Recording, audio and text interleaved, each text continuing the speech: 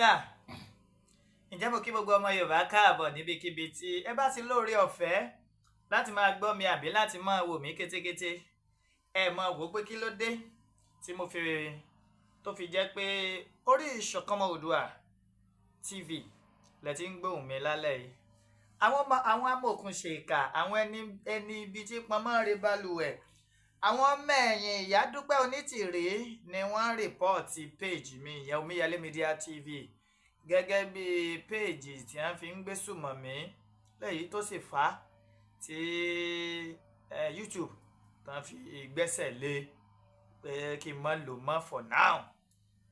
Àwa náà ti pèpè fún pé kò tẹ́ ń lọ́rùn pé ìdájọ́ wọn kò tẹ́ ń lọ́rùn ń ṣàgbésùmọ̀ mí ń ṣèkan à ń jà fómìnira ìran Yorùbá ni bí ọba wa lọ dáadáa lára àwọn ẹni bí ṣe pọnmọ́ re balùwẹ̀ ó kù wọ́n ó kọ lọ́hùn. Ṣáájú ohun gbogbo kí Olúwa kó bùkún orílẹ̀-èdè mi. Orílẹ̀-èdè wo là ń sọ̀rọ̀ nípa ẹ̀? À ń sọ̀rọ̀ nípa orílẹ̀-èdè tí àti èmi àti ẹ̀yin tá à ń polongo tá à ń palantia kí Olódùmarè nínú ọlánà àánú rẹ̀ kó dákun kó gbà fún wa.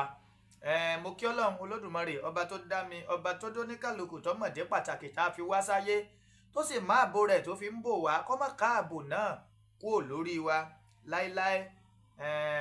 Mo wá kí ẹ̀yin àlè ulamahu warasatul anbiya'i ẹ̀yin àfa Ọlọ́run tó hàn àti èyí tó pamọ́ mukadam sheikh àfa akọ́mọ ní kéw àfa akọ́mọ lẹ́sìn mo kí gbogbo yín pé assalamu alaikum warahmatullahi ta'ala wa barakatuhu. Mo wá kẹ́yìn ìyá mi bàbá mi ẹ̀gbọ́n mi àbúrò mi nínú ẹ̀sìn kìrìsìtẹ́nì Reverend Bishop nínú ìjọ àgùdà ìjọ mímọ́ ìjọ onírìbọmi Kérúbù and Séráfù Celestian Methodist wípé aláfíà Ọlọ́run kó máa bẹ pẹ̀lú gbogbo ìdílé yín o. Mo wá kẹ́yìn bàbá mi ẹ̀yin ìyá mi ẹ̀yin ẹ̀gbọ́n mi ẹ̀yin àbúrò mi ẹ̀yin ẹlẹ́sìn kan ẹ̀sìn kan ẹ̀yin ẹlẹ́sìn tá a bá láyé mo kí yín wípé ewé á máa jẹ́ egbò á máa jẹ́ ní ṣe wéjá ní ṣe gbòwà àlùbáríkà àwọn tó lódùmarè tó kólé ayé lé lọ́wọ́. Mo wá kẹ́yìn ìyá mi abọ̀já gbọ̀rọ̀gbọ̀rọ̀ ẹ̀yin abiyamọ tí dúró tọmọ níjó ogún lé ẹ̀yin abiyamọ tí ṣùgbà ọmọ tọmọ yìí fi ṣìṣe àdó mẹ́ta báyìí làdó ẹ̀yin ìyá mi ọ̀kan fọ́ ọ̀kan nù fi kan ṣoré kiri èyí tẹ́ fi ń ṣoré kiri fi ṣàwọn ọmọ Yorùbá tòótọ́ fi ṣe wá lóore owó fi ṣe wá lóore ọlá fi ṣe wá lóore àìkú tí ṣe baálé ọ̀rọ̀ tó rẹ̀yìn làgbà gbanigbani. Mo wá ṣèbà orí tó kún tí ò níná mo ṣèbà ọjà tó kún tí ò lérò mo wá ṣèbà oko tó pọ̀ jaburata tí ò nírúgbìn ẹ̀yin àgbà gbanigbani o torí pé kí ni iná ní sáwọ́ òjògbó oòrùn ní sáwọ́ ọ̀jọ́dàn àdó mẹ́ta báyìí làdó ẹ̀yin ìyá mi o ó ṣèbà yín o ẹ̀yin ìyá. Mo wá tara ṣàṣà mo kí kábíyèsí ọ̀nẹ́rìṣà jìgbìnì bí àtẹ àkún aláṣọ àlà funfun gbò ọ̀jájá àfìdí ọ̀tẹ̀ janlẹ̀ ọba Babátúndé ẹni ìtàn Adéyẹyè Ògúnwùsì Ọ̀jájá the second Ọọ̀ni Ilé Ifẹ̀. Mo tara ṣà látọ̀dọ̀ tí mo kí Olúbàdàn ọba Owólabí Ọlákùlẹ́yìn Akínlóye the first Olúbàdàn ilẹ̀ Ìbàdàn. Mo wá fi wọ́n kí gbogbo ládé lóyè pátápátá nílẹ̀ Káàárọ̀ Oòjíire. Mo kí gbogbo gómìnà ilẹ̀ Yorùbá látòrí gọ́vnà Abíọ́dún Olúwaṣèyí Mákindé lórí gbogbo ẹ̀yin tó ṣẹ́kù. Mo wá kí gbogbo ọmọ Yorùbá ní Kwara mo kí gbogbo ọmọ Yorùbá ní Kogi pé lágbára lọ́wọ́ Ọlọ́run àní kàndàmú àní kànnira òmìnira ìran Yorùbá lágbára lọ́wọ́ yóò ṣojú gbogbo wa. Mo wá kí Májàsọ́lá Àdìsá mo kí ẹ̀mẹ́jì tó lọ́dọ̀ Májàsọ́lá Àdìsá mo kí bàbá mi Professor Banji Akíntóyè alànà fún gbogbo ọmọ Yorùbá pátápátá ẹni tó jẹ́ wípé òun gangan ni leader fún gbogbo ìran Yorùbá pátápátá fún 55 million Yorùbá more than 55 million Yorùbá leader kan ṣoṣo tá a ní nìyẹn Professor Banji Akíntóyè. Mo wá tara ṣàṣà mo kí èjìká tí ọ̀já sọ bọ́ lọ́rùn ẹni Àdìsá ọmọ Adéyẹmọ àkùkọ gàgàrà tó gorí àpáta lọ rèé létété ojú tó lé ojú tó ko olówó orí ọkọ tó yọ̀ sí ọkọ Adérọ́pò bàbá Michael bàbá Yọ̀mídé bàbá Ronaldo bàbá Àṣàbí Ìgbòho mọ̀rẹ́ ọmọ alágbàdo òde à ń lè bọ̀ lẹ́yìn Jagunlabi lára iwájú. Happy birthday to you in advance. 1010 speaks all about you. It's going to be a remarkable day. Yes, it will always be celebrated. I wish you long life and prosperity, more meaningful existence. Olóyè Sunday Àdìsá ọmọ Adéyẹmọ.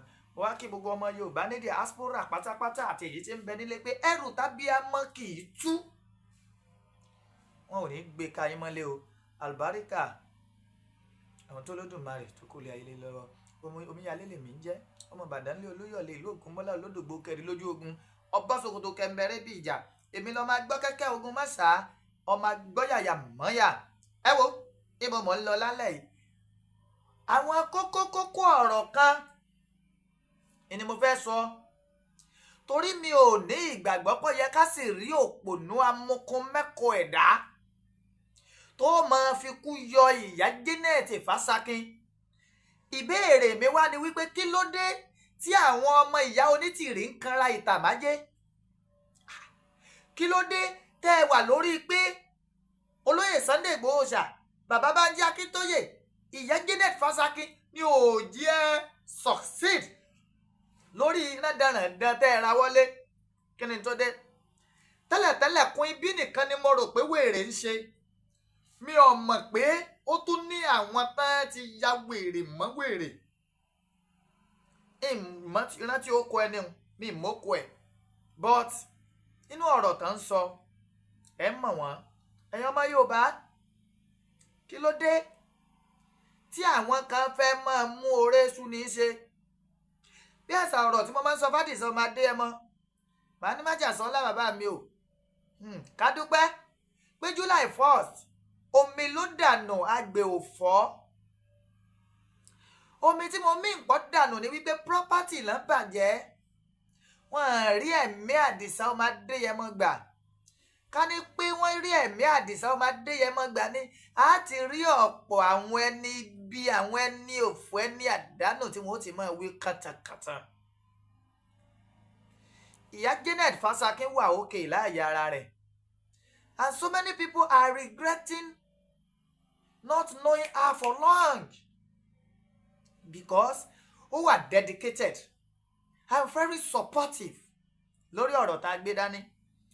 Tá a bá wá rí ẹnìkan tí ń ṣẹnu yánmayànmá láti máa bu ẹnu àtẹ́ ẹnu àbùkù lu ìyá Janet Fásákin, ẹni tó lódùmarè ti pè sọ́dọ̀, ṣé ẹ mọ̀ pé irú ẹni bẹ́ẹ̀ ó yẹ kán ṣe brain test fún.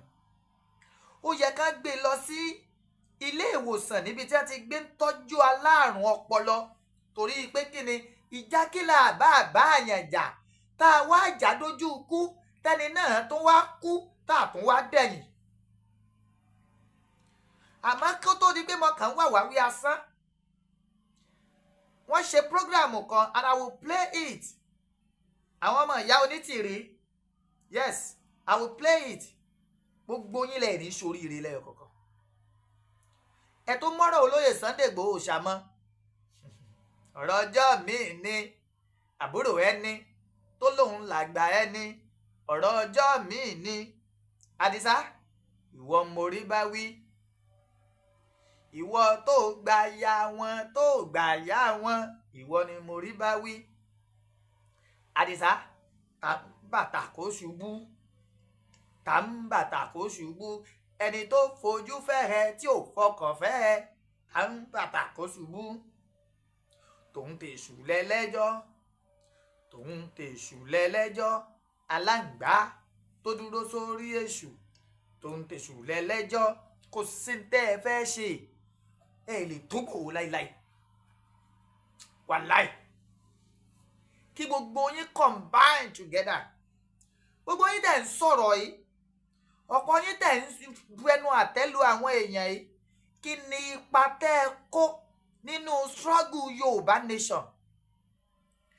Kí lakitiyan yín, either pictorial or videographic, ẹ jẹ́ ká rí náà ká fi mọ̀ wípé ẹ̀yin náà gbìyànjú sínú struggle Yorùbá nation. Ó dùn adé níyìn ẹ̀yin ìran yìí, ó Dúpẹ́ Onídọ̀tí. Ṣebí Dúpẹ́ Onídọ̀tí, ṣe bọ́mọ Lúkà ló mú lọ rèé bá wọn bàbá ní Kotonu. àwọn bàbá yìí dẹ̀ tẹ́wọ́ gbà ẹ́ pé kárìn ká pọ̀ yíyẹni yẹni kọkùnrin réjò kóbìnrin réjò kọkùnrin péjò kóbìnrin péjò àní kéjò sámọ ti lọ ni. kí ló wá dé tó sọra tẹ́ ẹ wá sọra yín di kanajẹ́gbọ́n ó mà ṣe o. ìyá Janet Fasaki ó ṣẹ́ ẹ̀gúsí gidi ló ṣẹ́ Olódùmarè ló ní òní gbó jẹ́ kòkòrò ní òjì agbádùn obì tó gbó ikú ní òjì agbádùn ìyá Janet Fasaki. abiyamọ ni olóòótọ́ èèyàn ni olódodo èèyàn ni ẹni tó ṣe é gbára lé ni. Dúkìá Onídọ̀tí agbára lé ẹ ó dà wá náà. We trusted you. We believe in you. We thought we were on the same page, not knowing you are a fraudster, not knowing you are a deceiver. Ẹranko tó daṣọ èèyàn bóra ní ẹ Dúpẹ́ Onídọ̀tí àtàwọn ikọ̀ rẹ tẹjọ ń ṣorí burúkú kiri. Wọ́n lóró mọ́ sọ̀kò. Ó léyìí tí mo mú dání nǹkan. I've told you many times pé tẹ́ ẹ̀ bá dẹ́kun àti máa fẹ́ fi gígùn olóyè Sunday Igboho Oosha lójú, èmi náà ò ní dẹ́kun àti fẹ́ fi sledgehammer fọ́ yín lórí torí yín ó sì fọ́ dànù. ìyá Janet Fasaki kúta ìkú ẹ bẹ̀rẹ̀ sí ní pèpàdé òfò ìpàdé àdánù ẹ wá ń sọ oríṣiríṣi nípa ẹni ẹlẹ́ni. ẹ̀yin náà fẹ́ tí yín gbọ́ o. àwọn kan ń ṣiṣẹ́ àpò wọn mo kí wa tayọ̀tayọ̀ ó yẹ káàbọ̀ sí àìtètèjí Yorùbá Talkshow ní àárọ̀ tí ń ṣe ọjọ́ kẹẹ̀ẹ́dógún oṣù Ọ̀wọ̀wẹ̀ ọdún 2024 lẹ́yìn ikú Olúwa. ìròyìn tẹ̀ wá lọ́wọ́ pé ẹni tó ń pè ní he or she torúkọ ń jẹ́ Janet Fasaki pé ó ti jáde láyé àti ẹ̀tí gbọ́ láti jẹ́ mẹ́ta pé ó wà náà àìsàn fẹ́rẹ́fẹ́. àwọn láti mẹ́nu kàn án kò sẹ́ni tí ò ní kú láyé guarantee ní kú, that's number one. ìkejì ni pé ìgbèsè ní ikú, number two. ẹ̀kẹta ni pé nítorí pé àmọ̀pá máa kú lọ́jọ́ kan a gbọ́dọ̀ ṣe rere kí ikú kó lè ká iṣẹ́ rere mọ́ wa lọ́wọ́, that's number three. number four ni wípé tá a máa fi láǹfààní àti nípa ọmọbìnrin yìí tàbí ìránṣẹ́bìnrin yìí tí olúkúlùkù ló wá sáyé gẹ́gẹ́ bí ìránṣẹ́. ẹlẹ́mí àwa sáyá wá jẹ́ṣẹ́ fún Sàtánì, ẹlẹ́mí àwa sáyá wá jẹ́ṣẹ́ fún olólùfẹ́ ọmọ náà. arábìnrin yìí gbogbo èèyàn ló mọ̀ wípé gbogbo àwọn tó mọ̀ wípé tá a bá ń sọ pé èèyàn jẹ́ olórí ní apá ibìkan ní àárín àwùjọ kan, ọmọbìnrin yìí jẹ́ olórí láàárín àwọn ìkà, olórí láàárín àwọn agbésùnmọ̀mí, olórí láàárín àwọn tí wọ́n sọ pé kò sí nǹkan tó ń jẹ́ òmìnira Yorùbá tó ń tẹ̀lé tó wọ́n fẹ́ gba òmìnira tiwọn in their own time.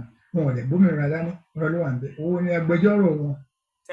òun ló lérí pé gbogbo àwọn tó ń sọ̀rọ̀ òun máa sùn wọ́n máa fojú balẹ̀ ẹjọ́. ó lérí náà náà pọ̀ gan. wọ́n lè wà pé táàkù màmá nítorí àti point.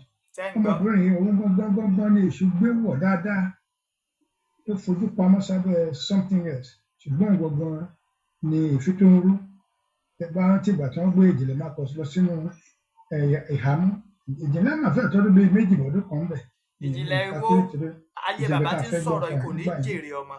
ìbọ̀lọ́ ìyá àdúgbò Ọlọ́run pé a ò lè fi kú yọ ẹnikẹ́ni, ṣùgbọ́n ó ṣe pàtàkì kí àwọn òṣìkà ká máa rí èrè iṣẹ́ wọn ká máa ta kò láyé ká lè sá kò ní ibi ṣíṣe. àwa ò ní the sentiment. oníròyìn ni wá, social media lè ní wá. à ń sọ pé ìkan nínú àwọn tó rí lè sọ wípé kò sí kí ṣe olúgbé ẹ̀mí àwọn sẹ̀ ní òmìnira tó ní pé nítorí máa ṣẹlẹ̀. ó lè ṣẹlẹ̀ lẹ́yìn òun. ìdùnnú tí mo wá ní pé tí Janet Fasaki ẹ bá ń ṣe ẹjọ́ kẹ́ẹ̀dẹ̀ bá mi subscribe sí channel new channel. mélòó ní Akintóyè tó gba àwọn ọmọ àlè tó kù wọ́n pọ̀ bẹ́ẹ̀. à ń padà bọ̀ lórí eléyìí nígbà sọ̀rọ̀ rẹ̀ tẹ́lẹ̀ sọ̀rọ̀ rẹ̀ fi ṣe gangan ṣùgbọ́n ìròyìn ni it's a news item wọ́n yẹ wà lára part of this world yàtọ̀ fún inú wa àbùkọ́ nípa ọmọ Yorùbá kan kọjá àjẹ́ láyé ó ti ṣùgbọ́n wọ́n tó bá jó ní eléṣe tó ní pé ayé ẹ̀ kó o ṣe gbé ni àníkà kó lọ́wọ́ ẹrú amúnisìn ìwọ níbẹ̀ lè fẹ́ kú sí nítorí owó tí Tinubu kọ́ lọ́ha lẹ́yìn lọ́wọ́ òní jẹ́ kàyéfì fáráyè Janet yìí àti Dara bíi 6 and 7 ni wọ́n they are very very close àwọn kò gbé aṣọ iṣu ẹ̀ láì mọ ìgbà ẹni tí wọ́n lò rẹ̀ ti máa tákù mọ́wà kódà gan kó tó lè kó sínú nǹkan tó jáde láyé òun àti Dara ní ọjọ́ ní joint venture mo gbọ́ bẹ́ẹ̀ ni mi improve but mo mọ̀ ń pa venture yẹn torí Dara ní òpá Greek 40 acres tí wọ́n fi yá ní Èrúwà area mo ń pa dáadáa àmì fún one of the committee lórí ilẹ̀ yẹn òtí wà burúkú tó ń wù jẹ́ kí n dúró lọ́dọ̀ Dara kí n tó kúrò mbẹ̀ so later mo wá wọ pé Janet gangan in the pillar lẹ́yìn iṣẹ́ àgbẹ̀ òun àti Dara sọ nígbà kan pé bí ilẹ̀ Yorùbá àbàtì ẹ̀ máa bí Yorùbá ní dúró bàtì ẹ̀ máa dàrú kí iṣẹ́ àgbẹ̀ tòun kó sáà ti mẹ́hẹ̀ so iṣẹ́ ọwọ́ wọn nìyẹn mo sọ lọ́jọ́ kan ní oríṣi ẹ̀ṣẹ̀ mẹ́ta ló wà ẹ̀ṣẹ̀ kan wà èèyàn á dáa èèyàn gbàdájọ́ lẹ́sẹ̀kẹsẹ̀ ẹ̀ṣẹ̀ kan wà èèyàn á dáa á máa tẹ̀lé èèyàn bí òrò ọ̀bọ ẹ̀ṣẹ̀ kan tó máa wà èèyàn á dáa á lọ dórí èèyàn lọ́jọ́ ìdájú irú àwọn yìí ẹ̀ṣẹ̀ wọn mẹ́tẹ̀ẹ̀ta ló ń qualify fún kò dé ẹnikẹ́ni lẹ́jọ́ kò mí ìbọn àpá àjò ló ń lọ kò dẹ̀ mí ìbọn rẹ̀ ló ń lọ Ọlọ́run ló ní ìdájọ́ lọ́wọ́ ṣùgbọ́n à ń sọ sẹ́ẹ̀ wípé èyí tẹ́ ń wò yìí ọ̀gá náà wọn ṣe bí mi ibi tó ṣe fúnlẹ̀ Yorùbá gan kódà ọdún ṣe Tinubu lọ fi gbogbo nǹkan rẹ tí Yorùbá fẹ́ ṣe lórí ọmọ Yorùbá 2022 ọmọbìnrin ní ó ń fà kẹ́kọ̀ọ́ rẹ ni wọ́n lè bàbá ńlá wọn ọmọ tó gbà wọ́n ṣùgbọ́n lẹ́nu ẹ̀kọ́ tá ń kọ́ lára jẹ́ nífa ṣàkíní pé ó ti fẹ́ lè ṣàṣebọ́ra màá gbé ibi tó ti àwọn òròyìn tí wọ́n sọ nípa ẹ̀ nìyẹn tí olóògùn Olúwadé sí gbogbo apáta jẹ́ ká ṣọ́ra fún ibi ṣíṣe Bíbélì ó ní ẹnikẹ́ni tó bá lórúkọ Olúwa ó jẹ́ ọkọ nínú ibi ṣíṣe nígbà tá a wà lẹ́yìn ọ̀dọ̀ Dara kan ni mo gbọ́ pé Janet wà nínú àwọn ìgbìmọ̀ oníhìnrere nílẹ̀ Yorùbá mo ní ẹgbọ́ mo ní ibikíbi tí n bá wà tí ọmọbìnrin bá sọ̀rọ̀ níbẹ̀ máa work out ni eléyìí ò qualify láti sọ̀rọ̀ lọ́jọ́ ayé ni mo ti sọ yẹn mo lè sọ mo sọ wọn pé ó dẹ̀ gbọ́ ó dẹ̀ mo dẹ̀ sọ pé wọ́n retí o ogbómi náà sí court torí ó máa fi court hàn lẹ́nu Washington DC area àbí New York lórí ọ́fíìsì ẹ̀ sí ó dẹ̀ mo mọ̀ pé lọ́fíìsì Washington but kò lè gé anybody wọn this is -1 àwọn òṣìkà yẹn pọ̀ tílé tí wọ́n á jẹ́ obìnrin ó yẹ kó kọ ara yìí lọ́gbọ́n obìnrin kì í lọ́wọ́ sí rubbish obìnrin máa ń sin ibi tí nǹkan ọ̀dà however obìnrin níyàwó Lot ángẹ́lì ní sáàsálà fún ẹ̀mí rẹ̀ ó wọ́n rẹ̀ bójú wẹ̀yìn obìnrin ẹ̀ bójú wẹ̀yìn kí ló ṣẹlẹ̀ sí ó di ọ̀wọ́n ọyọ̀ Janet fẹ́tàkì náà ń pè ní híọ̀ṣì ó bójú wẹ̀yìn ó di ẹlẹ́sìn àgbáyé lójú ayé ẹ̀ ó tún wá kú sí èmi ò mẹ́ni tó máa sọ pé ẹni rẹ̀ fún èrò bá ẹni tó máa sọ pé ẹni rẹ̀ ń Janet kéèyàn ní Janet lẹ́lẹ́sìn ọjọ́ ọ̀dàlẹ̀ lẹ́yìn ṣéun ikú ẹ̀ kípa fi ń yọ obìnrin yìí gbogbo ọ̀la máa lọ sí ayé ra gbogbo pátá àtẹ̀mí tí mo sọ̀rọ̀ dá máa kú ọmọ òní dúró sí bàbá bàbá máa yìí kú ikú jẹ́ ọ̀nà tí àgbọ̀dọ̀ má sọ ń pa àní àti sọ ń pa àgbọ̀dọ̀ àgbọ̀dọ̀ mọ̀ ká mọ́ ṣàkíyèsí wa pé ara àwọn tó ń fa ìrìnàjò sẹ́yìn bó ṣe dé yìí gbogbo ìyà tí yóò bá ń jẹ nísìn ọmọbìnrin jẹ́ number 1 yóò bá lè number 1 láàrin àwọn mẹ́ta tẹ́ máa dárúkọ wọ́n jẹ́ olórí burúkú nílẹ̀ Yorùbá eré ìjà kan ó jẹ́ kan nínú wọn Dara lè wà jẹ́ number 2 mi lè sọ kí Akíntóyè jẹ́ number 3 Akíntóyè kan lé wọn ni ohun táwọn ilé ṣe Akíntóyè ìgbìmọ̀ tó fẹ́ láti ṣe wọ́n ṣe ìbàjẹ́ lọ́pọ̀lọpọ̀ mo pẹ́ káàbọ̀ sí àtẹ̀tẹ̀ di Yorùbá Tuntun wọn mi yóò lò ìyẹn káàbọ̀ ọmọdé la kọ́kọ́ máa ń kí mi táwọn àbọ̀ bàbá jókòó sí sọ ló fà bàbá Moses àbí mo ṣe mi ò ṣe mistake mo gbé òṣèṣẹ̀ wọlé ẹni tí wọlé ti pẹ́ bọ̀ àbúrò tó gbọ́dọ̀ wọlé àtọ́jú ọmọdé dán ìpàdé náà ń ṣe o àmọ́ ọ̀rọ̀ ń jẹjẹ ẹ̀yẹ ọmọọṣẹ́ ti jẹun ṣe àgbẹ̀fẹ́ jẹ sí gbogbo oúnjẹ wọn àgbẹ̀ fún wọn ìyẹn ló fà tó yẹ pé gbogbo oúnjẹ táwọn ní láàárọ̀ ọmọ èké ọ̀nà ní ká gbé fún àṣẹ sọ pé wọn lójú ẹ̀ bàbá ń lo àtẹ̀bà tí èso tábà tí ìrìn jáde ẹ̀ka bọ̀ sí àtẹ̀tẹ̀ ìtọ́jú èmi ò sọ̀rọ̀ he or she bí go bí she go bí go pé kẹ́nìkan lè máa rẹ́rìn náà kí sọ̀rọ̀ ní ọ̀rọ̀ banújẹ́ lọ̀rọ̀ obìnrin yìí jẹ́ ṣé ń gbọ́. ṣùgbọ́n ìyẹn bàbá ẹ bá ń dá ìpè bọkùnrin bíbélì yìí. nínú Yorùbá ní ó ní bí òwe la máa ń lulu àgídìgbò ọlọ́gbọ́n ló máa ń jòmọ̀ nímọ̀ owó lọ́gbọ́n ògbófin lè pa Ọlọ́run mi fi ó fi jẹ náà tí he or she ó fi pòwe fún gbogbo ẹni tó kù ní pé tẹ̀rẹ̀ ń bọ̀ lóluwọ́ Ọlọ́run àwọn ọmọ ogun bẹ́ẹ̀ ni tẹ bá wo Àìsáyà orí kìíní ẹsẹ̀ kọkànlélógún ó ní bẹ́ẹ̀ bá gbọ́ tẹ bá sì kọ̀ tẹ̀lé ohùn Ọlọ́run ó ní ìdàlá máa fi wọn gbogbo ẹ̀ tó omi ìpè ìdàlá máa fi pa ọgbẹ́ tó bá kú ẹ bá kú sínú àìṣòótọ́ bí ìgbà tá a fi dàpá náà ni lẹ́ẹ̀kan sí mo kí wa káàbọ̀ sí àtẹ̀tẹ̀ yìí ìwọ́n tuntun mo fẹ́ show nǹkan tó kọ nípa ẹ̀ka lè mọ̀ pé this is solid proof pé kí pé àpò gbé jáde mo ti rọ ọ yẹ kí n ti tó mi wà available lánàá ìjẹta ló yẹ kí n ti sún ẹ pé báyìí ló ń ṣẹlẹ̀ èmi bẹ̀ Ọlọ́run àwọn ogun Ọlọ́run á ṣe kú ní tẹ̀lé fún gbogbo wọn ṣé ń gbọ́. wọn kì máa dárúkọ àwọn ìkà pé èèyàn dájú ọmọ Yorùbá ilé ìjẹkùnrin rẹ Akíntóyè wà níbẹ̀ Adéyẹmọ wà níbẹ̀ Adéyẹmọ tó dákọ bàbá láìpẹ́ láì jìnnà wọn ò gbé ọgbẹ. wọn gbélé wọn lọ́wọ́ owó àkàrà àjẹpọ. kéèyàn máa ro kú fún Sunday Igboho. kò ní dára fún ilé ìjẹkùn náà èmi ò dẹ́nikẹ́ni lẹ́jọ́ mo ń sọ tí mo mọ̀ nípa ìránṣẹ́bìnrin tí wọ́n lè ti fẹ́rẹ̀ ṣe aṣọ́bora owó ló ń pa fún yín rẹ̀ yín tó kù Yorùbá sọ pé ikú tó bá pa ojúbọ èèyàn owó ló ń pa fún ni ikú tó bá pa kan lára ẹ̀yìn ìkà ó ń sọ fún yín náà pé tìyín náà wà lẹ́yìn ìpìlẹ̀ tẹ́ bá sílẹ̀kùn tẹ́ bá lọ sílẹ̀kùn lẹ́yìn tẹ́ bá máa gbọ́sọ̀ wọlé báyìí ibi tí ọmọbìnrin wà lẹ́yìn náà lọ ẹ mọ́ra yín o ẹ̀yin kápẹ́ọ̀sì Akíntóyè àtọlógun lólúwa àtọmẹyọ gbogbo ẹ pátá àtẹ̀yìntẹ́ pa Saheed ọmọbọ̀tá ìdájọ́ Ọlọ́run ó ń dóore gbogbo yín láì fọ̀tàpè ẹ jọ̀ọ́ mi ò wá aago mẹ́jọ ní kọjá ìṣẹ́jú mẹ́ta péré báyìí so ẹ jẹ́ ká lọ sórí àdúrà once and foremost lẹ́ẹ̀kan sí mo ká káàbọ̀ sí orí ètò lẹ́yìn àdúrà àálàyé inú studio láti sọ̀rọ̀ kí n tó tún padà wá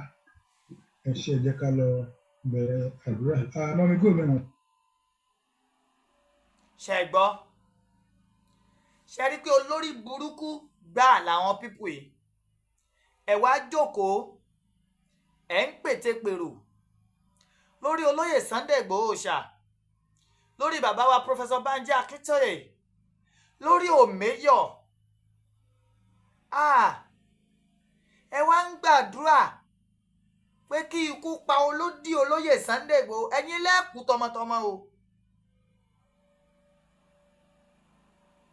ẹ̀yin lẹ́ẹ̀ní dúró jẹ sí ọwọ́ yín Àdìsá ọmọ Adéyẹmọ ò dúró jẹ sí ọwọ́ ẹ̀ á pẹ́pẹ́pẹ́pẹ́ á fọwọ́ pawú á fèrègì jòbè ikú kan ò ní pa.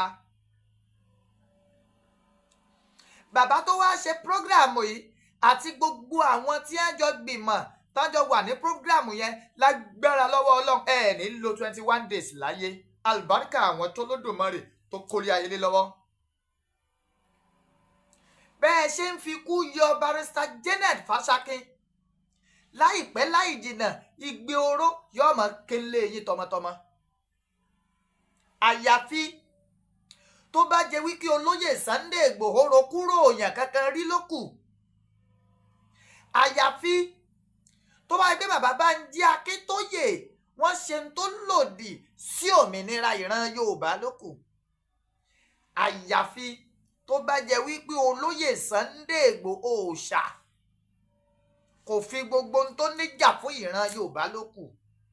Ní gbogbo ẹ̀yin tẹ́ ẹ pètèpèrò lórí Àdìsá ọmọ Adéyẹmọ àti gbogbo àwọn tó dákọ lẹ́ẹ̀ní kò bínú Ọlọ́run.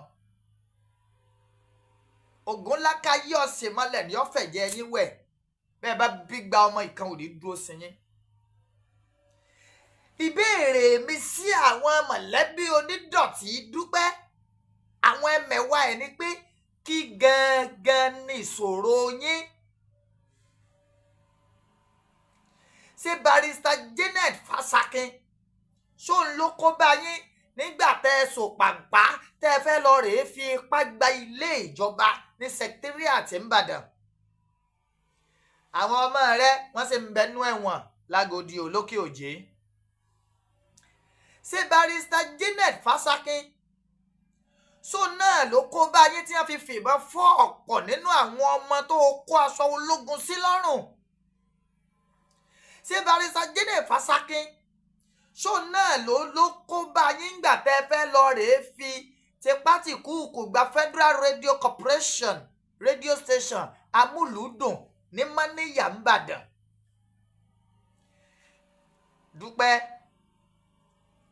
Dúpẹ́ onídọ̀tí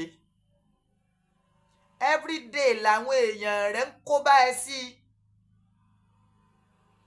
Olóyè Sunday Igboho Oosha àti bàbá Bánjí Akíntóyè wọ́n gbòótọ́ dání tí gbogbo àgbálá ayé rí gbòótọ́ lọ gbé dání. ẹ jẹ́ ń bèrè lọ́wọ́ ẹ̀yin olórí burúkú ẹ̀yin olófò yìí. bólóyè Sunday Igboho Oosha ò ṣe sílé wọ́n ṣe ìpàdé àpérò ran Yorùbá lẹ́yìn rẹ̀. Ọ̀nìrèṣà máa pè pàdé ńjò ní tó ní í ṣe pẹ̀lú security wọ́n mọ̀ pé olóyè Sunday Igboho Oosha wọ́n sí nílé wọ́n pè wọ́n sínú Zoom gbogbo ayé mọ̀ rí èwo náà pé Dúpẹ́ onídọ̀tí sí. ṣebí tí Dúpẹ́ sọ fún wa ní bóun ti gbòmìnira ẹjọ́ nítorí Ọlọ́run kí wàá tún làdánwò tẹ́ ẹ̀ jáwọn èèyàn ó sùn tẹ́ ẹ̀ jẹ́ wọn ó wo tó jẹ́ wípé ojoojúmọ́ àfẹjọ́. ìbéèrè mi ni o mo sì fẹ́ kẹ́ ẹ fún un lésì. kí ló dé tó yẹ pé gbogbo yín tẹ́ ẹ kóra yín jọ sínú káàmpù Dúpẹ́ onídọ̀tí ẹ̀yin aláwòkú ọpọlọ lẹ́pọ̀ mbẹ̀? ẹ̀yin tó jẹ́ wípé 500 mítà lọ́pọlọ yín fi sún sẹ́yìn. ẹ̀yin tó jẹ́ wípé ìròrí yín ò yàtọ̀ sí tààyàn. ẹ̀yin lẹ wà mbẹ̀. how on earth lèèyàn kan ó kàn sọ fún yín wípé òun ti gbòmìnira tó wá lọ rèé declare nínú yàrá kan abẹ́ ẹ ti gbàgbé pé wọ́n wó ilé yẹn? ilé tó káwọn ọmọ ológun rẹ sí wọ́n mọ̀ wò tẹ́ ní secretariat yín ní Fárúkù nìbàdàn wọ́n mọ̀ wò.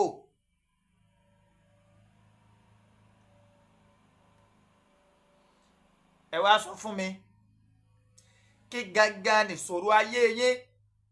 ṣé ẹ lè ṣe láì mọ́ mẹ́nu bà ọ̀rọ̀ olóyè Sunday Àdìsá ọmọ Adéyẹmọ ni?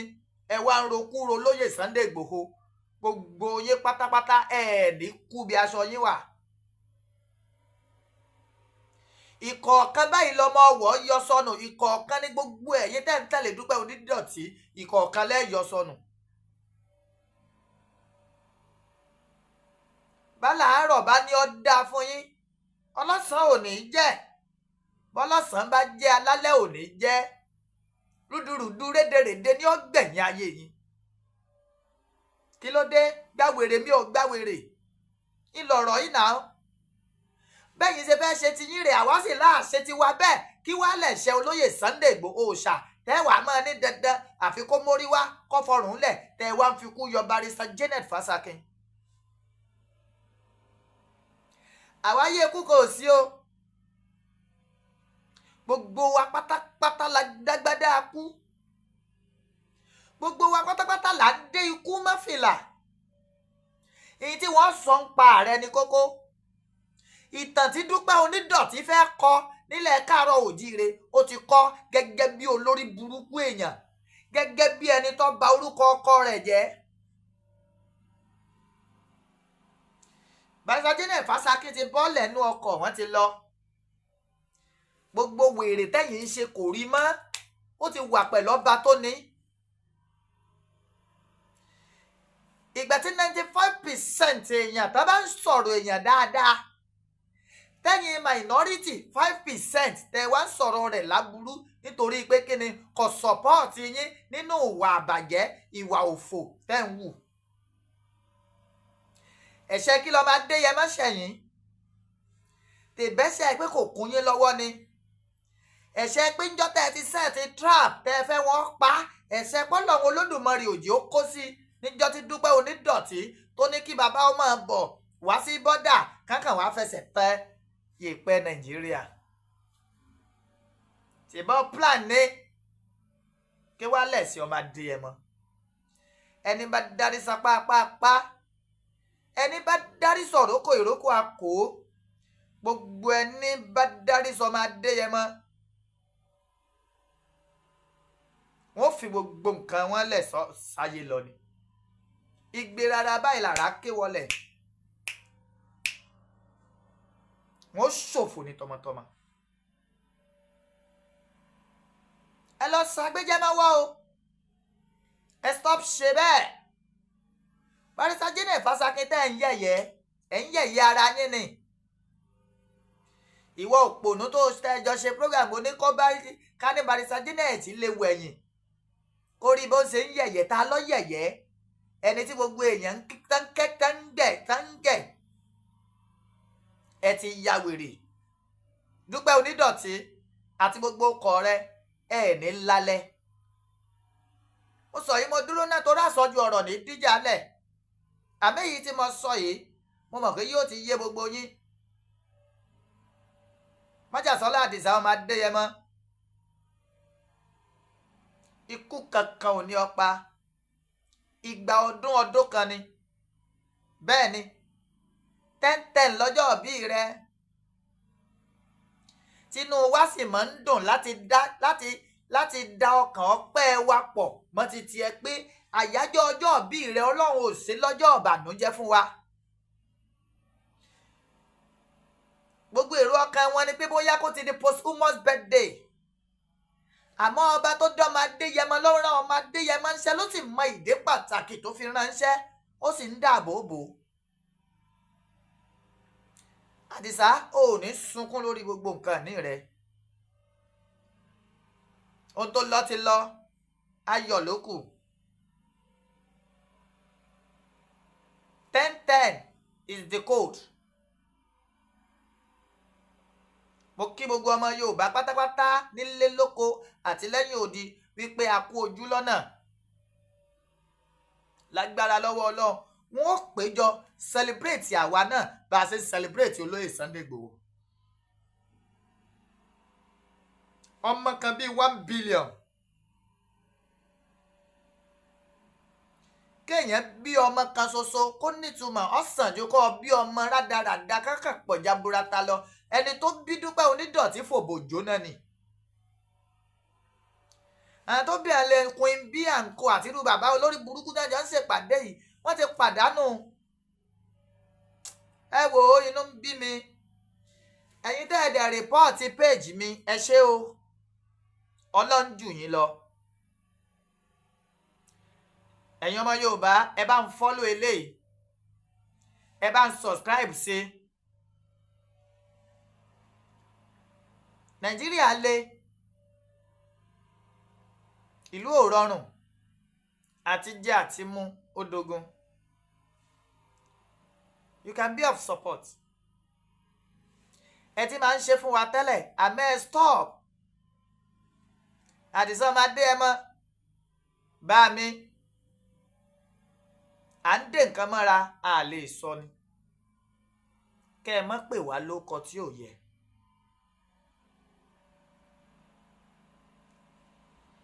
Ọlọ́run yóò wá show love 09036371643 that's my number 09036371643 nígbà yín bàbá mi ń diaspora ìfẹ́ mọ́ dákọ yín ni tá a bá ní kárò ti pẹ̀là á wọlé o